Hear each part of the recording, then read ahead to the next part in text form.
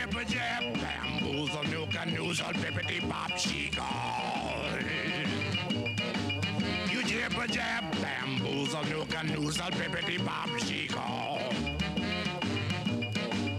I mean, you keep on talking, but you don't know where to turn.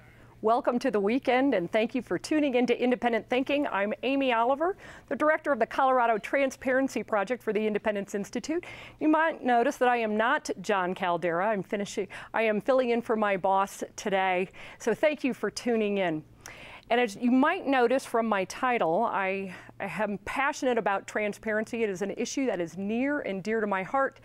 It has a lot of fans publicly, seems to be a bit elusive when it gets down to the practical application of transparency.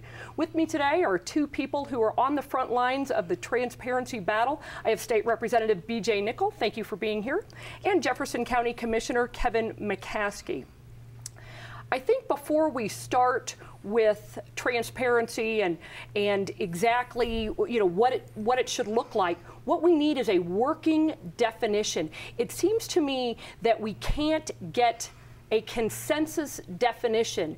It is elusive. What one person might think it looks like, it might be different when we apply it. So let's start over here. And Kevin, this is simply because I'm old school. We'll start with ladies first. Representative Nickel, thank you for being here. You are affectionately referred to down at the state capitol as the queen of transparency, ushering through the capitol the Colorado Taxpayer Transparency Act. So when you were working with it and you got huge bipartisan support, what did you envision? What was your definition of transparency? It's about open government, allowing the taxpayers to be able to see the smallest detail of spending the government does with their money. It's your money, it's all of our money, and it's important for the taxpayers to be able to view the spending that the government does. All of the state's departments, they take taxpayer monies, and in one form or another they spend it. And so the people would like to see how government is spending their money. Did you feel like when you were working with the bill, when you were getting support for it, that everybody was on the same page? For the most part, I believe that most of my colleagues in the legislature really wanted to see transparency at the state level. At that detailed level? I believe so. I believe so. I believe there were some people that did not necessarily want to see it, but I believe they would be afraid to vote against it, however.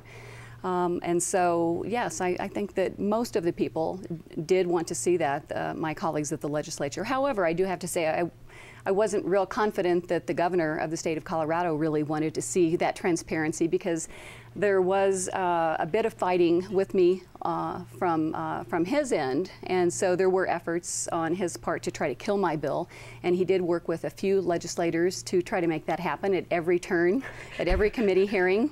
It did have more lives than an alley cat. That's right. And I want to get into what the finished product looks like. House Bill 1288 did pass. It was signed into law.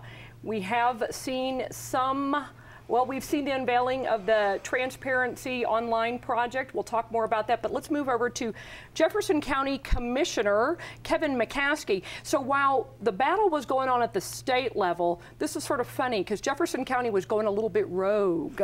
You guys were doing something that there's a lot of public support for transparency. Privately, it's a little bit different. You guys were fully embracing it at Jefferson County. What was your definition of transparency as you were working through getting transparency online for taxpayers of Jefferson County? Well, our definition is very similar to Representative Nickel, and that is open government and access to information, plain and simple. You can put a lot of the other fancy terms to it, but realistically, as a citizen, you can come in to our website and maneuver around and get the basic, unfiltered, raw information that goes into the decision making that either the other elected officials or the Board of County Commissioners has utilized in everyday business of running the government and spending the taxpayers' money. And it is a detailed website, and it's transparent Jeffco, if everybody, if they want to see that. But how did you get over the obstacle that I know that Representative Nickel ran into down at the state capitol? How did you get over the obstacle of, we are afraid to put that out there? Publicly, everybody embraces transparency. Privately, and then when it comes to the practical side of it, it tends to be a little bit different. And that's why I really wanted to get that working definition. How did you guys get over that obstacle of we're afraid of putting that information out there? Well, on behalf of all of the elected officials at Jefferson County, we were never afraid.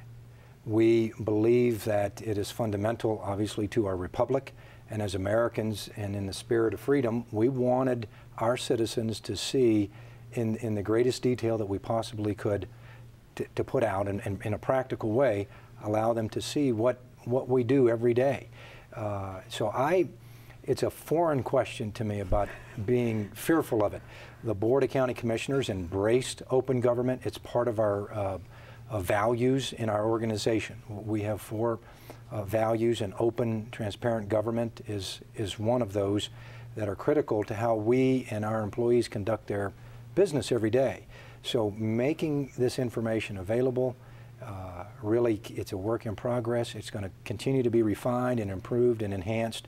There was no fear element involved. You know what else, too? This was what was remarkable to me, and I'll let Representative Nickel comment on this after.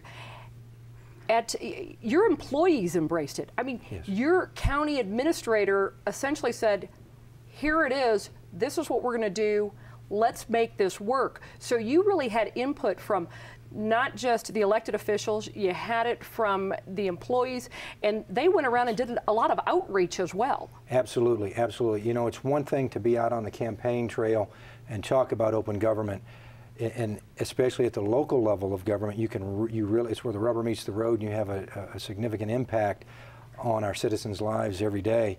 Our staff, the county administrator and our public information officer, Catherine Hyder, who had this vision for some time, really made it easy for us. We reprioritized internally. We only spent a very small amount of money, especially on a county the size of Jefferson.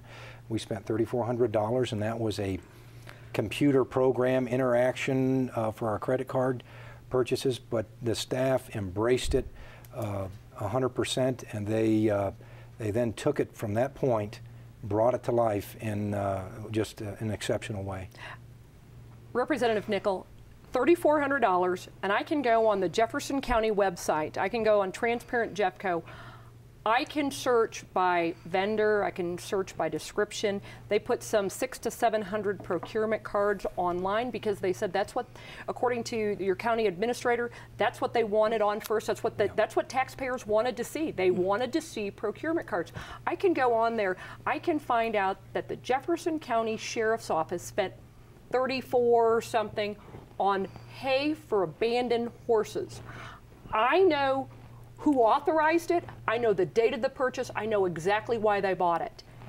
State of Colorado, did they do something similar? That's what we should have in Colorado right now, and actually the bill did require individual expenditures and revenues to be put online. However, we're having a little bit of a problem with compliance in that regard. Currently, the way the state has put the database online is it's only providing aggregated totals, so which does nothing for transparency. We're looking, like you said, for individual expenditures. People would like to see, for instance, how much money the state spent on Starbucks. That's a great something that people would just like to see. Whatever it is, it doesn't matter what the item is, but they should have access without having to file Colorado Open Records Act requests. You know, one of the things that I noticed on the TOPS website, which is the Transparency Online project, and it was what evolved out of House Bill 1288, and you talk about that, you question whether they're in compliance.